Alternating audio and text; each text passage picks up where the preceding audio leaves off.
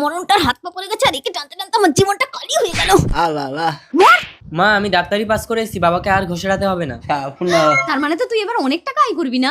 এই তোমার সরকারি হ্যান্ডিক্যাপ ভাতা আমার আর লাগবে না। বাবা এক কাজ কর, স্বপ্ন নিলে এই বোঝাটাকে ফালতু না টেনে একে একটা বিষ ইঞ্জেকশন দিয়ে মেরে দে। মা না ঠিক আছে, তুই যদি না পারিস আমি খাবারে বিষ মিশিয়ে খাইয়ে দেবো। না না, আমাকে কিছু একটা করতে হবে, নইলে মা বাবাকে মেরে ফেলবে।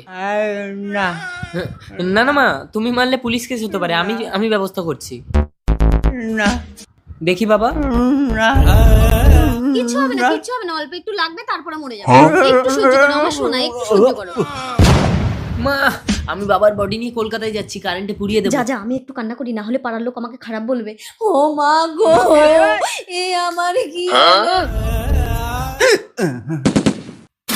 এ কি, আমি দাঁড়াতে পেরেছি স্বপ্ন নীল? হ্যাঁ, আমি তোমাকে অজ্ঞান করে ভালো হওয়ার ইঞ্জেকশন দিয়েছিলাম বাবা। তার মানে তো আমি আবার চাকরি করতে পারবো?